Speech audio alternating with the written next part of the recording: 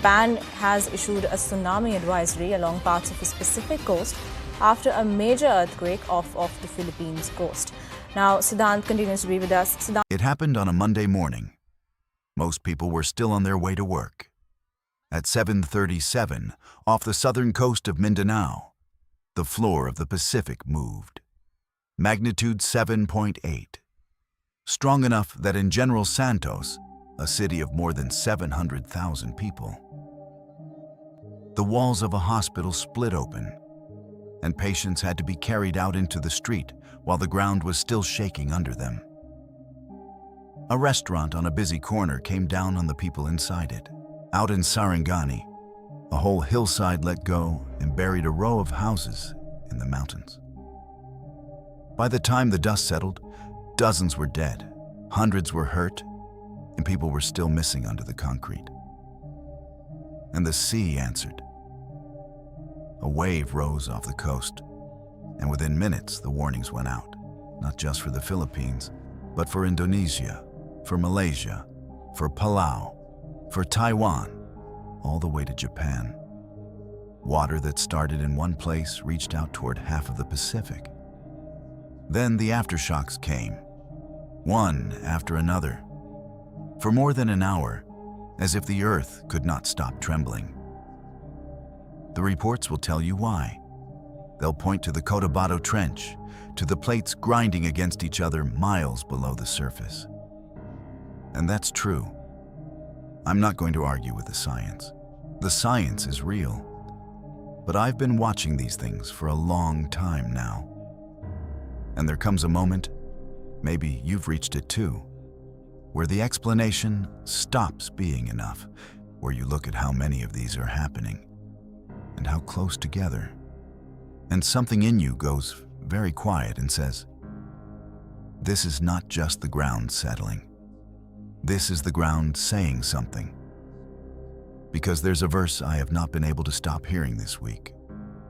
Paul wrote it almost 2,000 years ago, and he wrote it like a man who already knew what we'd be living through.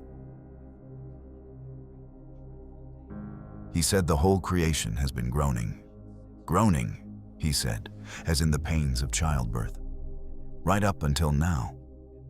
Not dying, laboring, straining toward something it is about to bring forth. That is what I heard under the rubble in General Santos. Not an accident. Labor. Before I take you any further, I want to ask you something. And I'm asking it seriously, not as a formality. If you've had that same feeling lately, that the world is moving faster than anyone is willing to admit, leave one word for me below. Watching.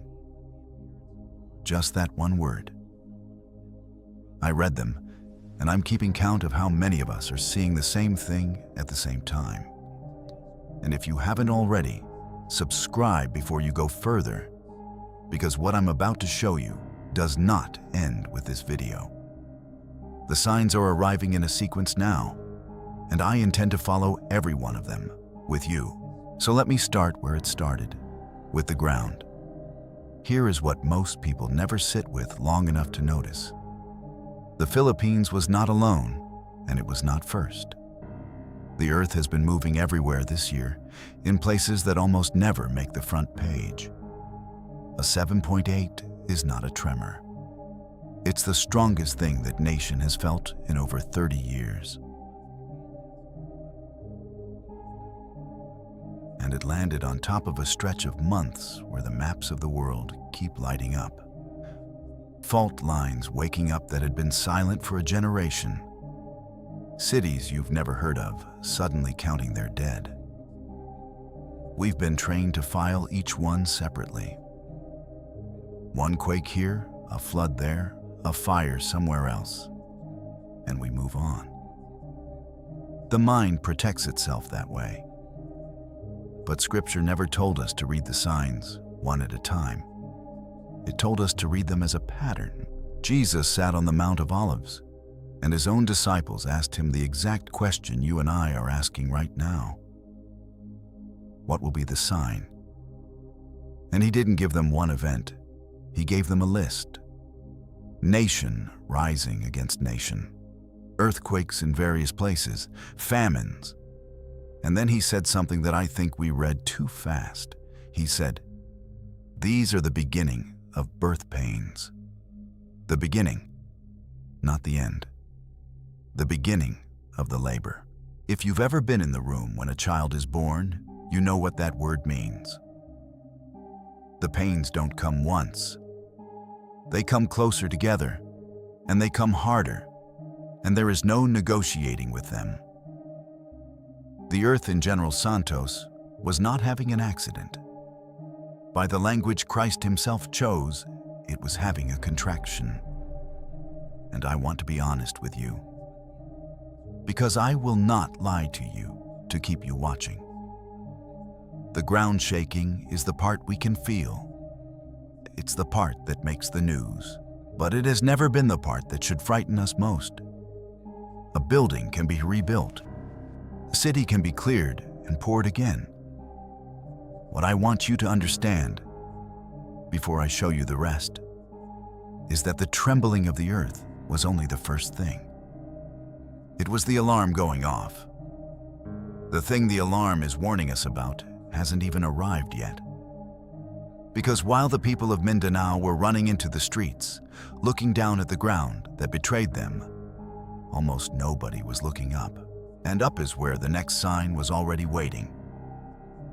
Here's what I've learned. When the earth gives a sign, look up, every single time.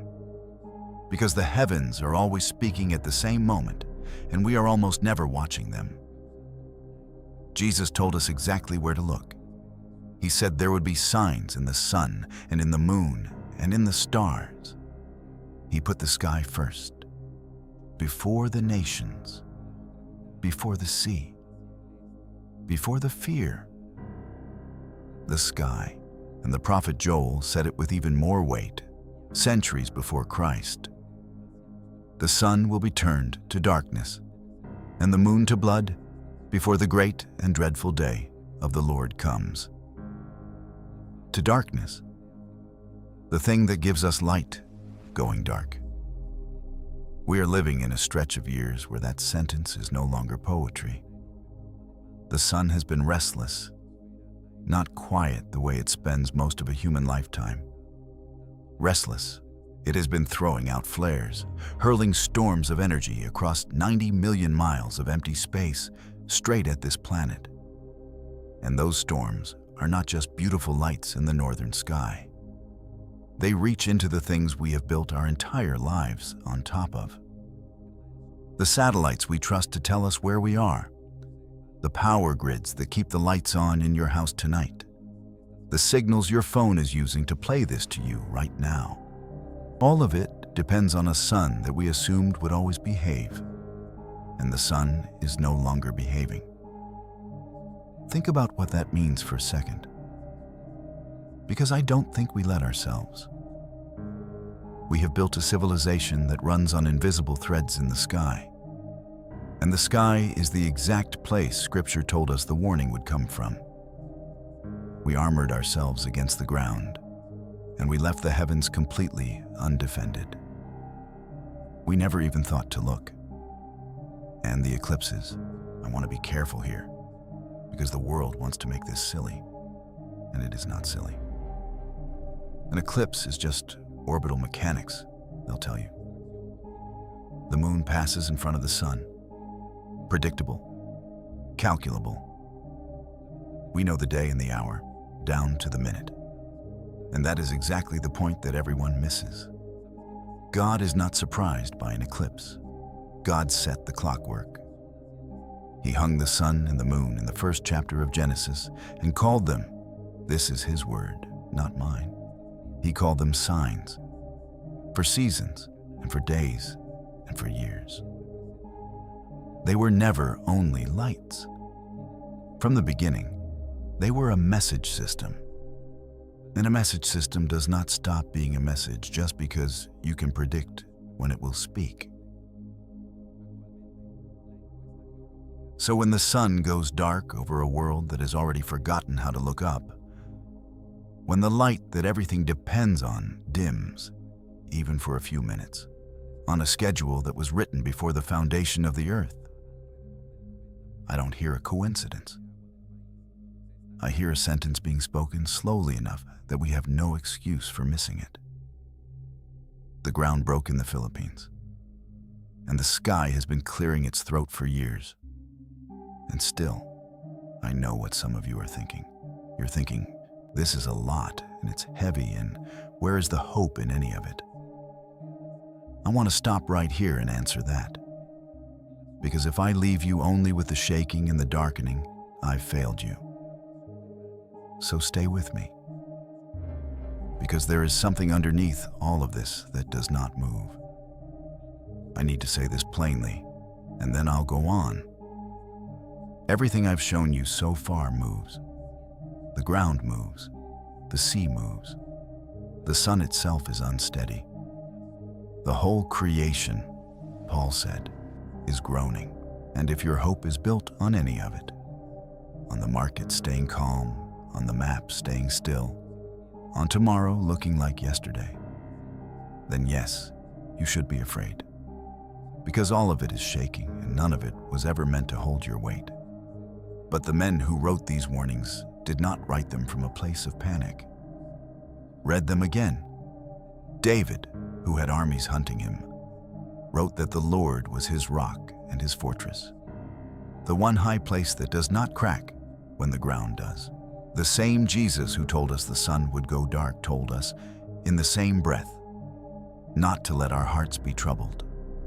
Those two things sit side by side on purpose. The darkness is real, and the steadiness is more real. So I'm not showing you these signs to leave you trembling in the dark. I'm showing them to you so that you'll move, while there is still room to move, onto the one thing that the earthquake cannot reach. The labor of creation is terrifying if you think the world is just falling apart at random.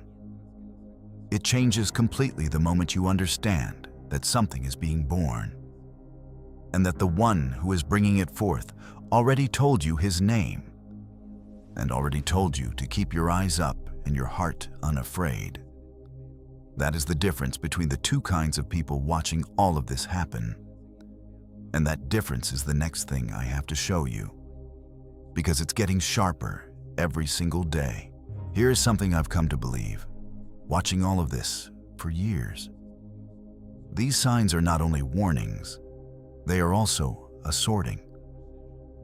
Every time the earth breaks open or the sky goes strange, the world splits a little further into two kinds of people. And the line between them gets cleaner. On one side are the ones who feel something stirring, who can't shake the sense that the events are connected, that this is leading somewhere. And on the other side are the ones who have stopped being able to see it at all. Not because they're stupid. Some of the people who can no longer see are the smartest people I know. They've simply trained their eyes downward for so long that the heavens have gone invisible to them. Solomon wrote one line about this that has never let me go. Where there is no vision, the people perish. Not where there's no money. Not where there's no army. Where there's no vision, no ability to see past the surface of the day. That's where a people quietly dies without even knowing it's happening. And look around.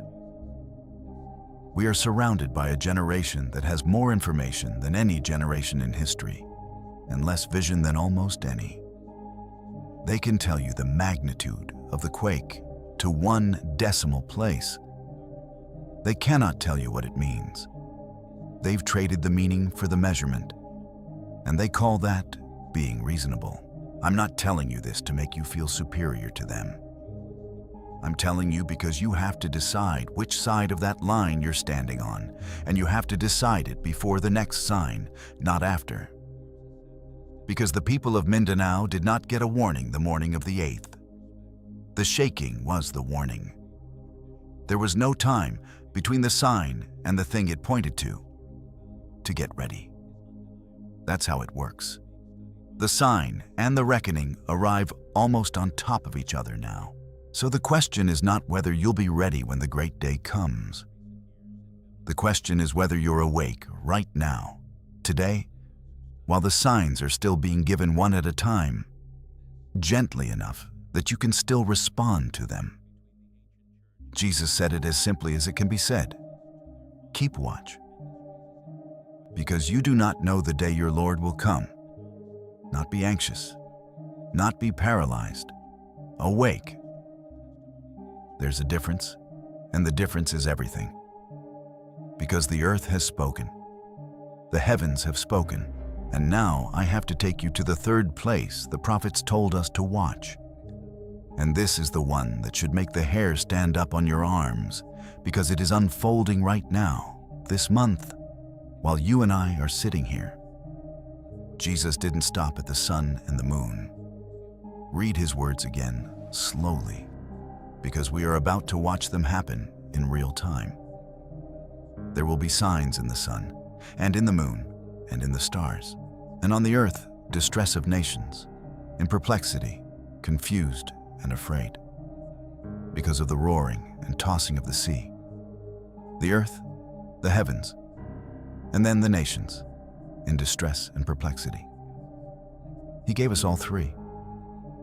We've looked at the first two.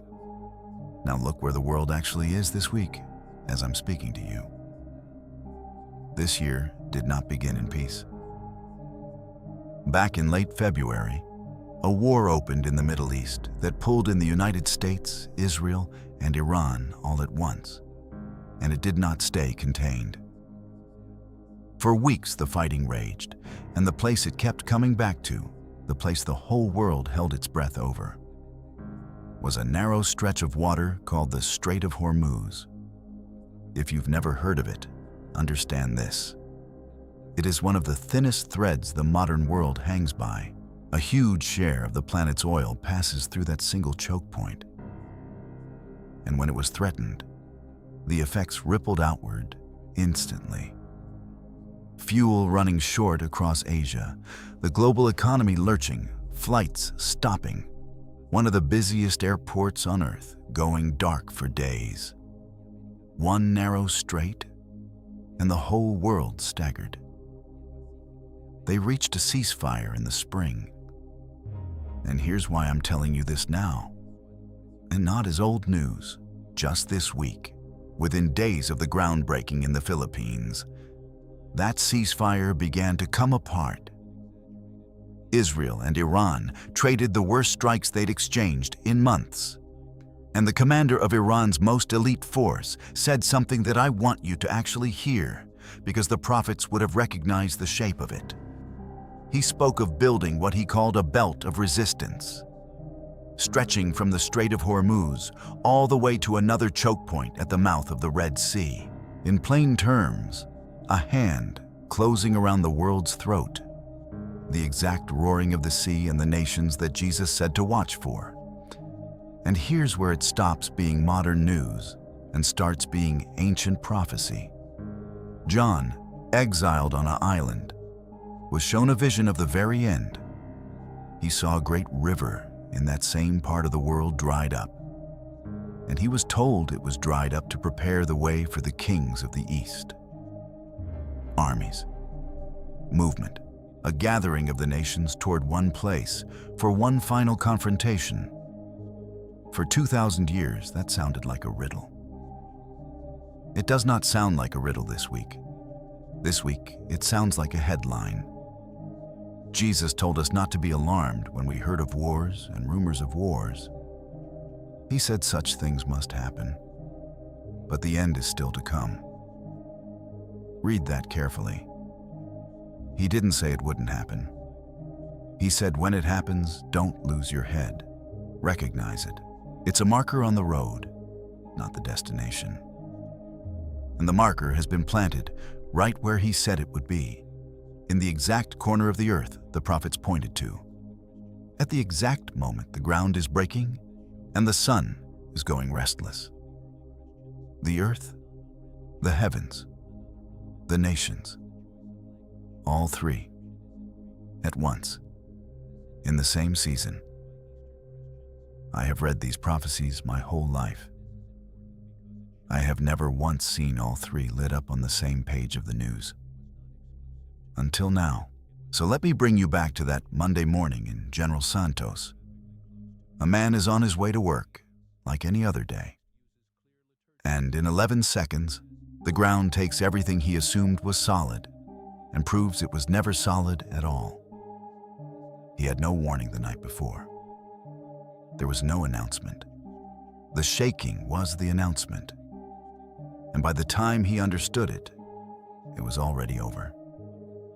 That is the whole thing I've been trying to show you. We keep waiting for a sign so loud and so undeniable that no one could possibly miss it. And we keep walking straight past the ones we're already being given because we'd rather have an explanation than a meaning. The earth has spoken to us. The sun has spoken to us. The nations are speaking right now, in the precise words the prophets wrote down. The signs are not coming. The signs are here, and they are arriving closer together, exactly the way labor pains do. I'm not going to tell you what to do with that. You're a grown person, and you can feel the weight of it without me spelling it out. But I will tell you what I refuse to do.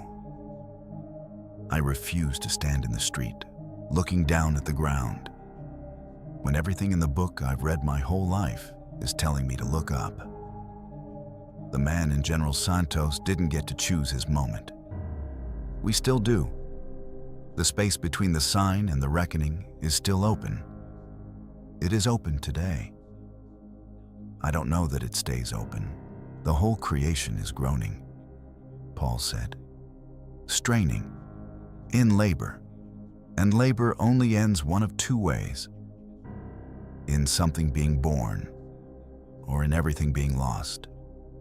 Which one it is for you was never going to be decided by the earthquake. It was always going to be decided by whether you were watching. If you made it to the end of this with me, then you already feel it, and you don't need me to convince you of anything. So here's what I'll ask instead. Tell me, Belos, what you're seeing where you are. The signs are not just on the news. They're in your own life, your own city, your own week. Write it down. Let the rest of us read it, so we know we're not watching alone. And subscribe and stay close, because I told you at the start, this doesn't end here. I'm going to keep following every one of these. The earth, the heavens, the nations, one sign at a time as they come. The next one is already on its way. I'd rather you heard about it from someone who's looking up. I'll see you in the next one. Keep watch.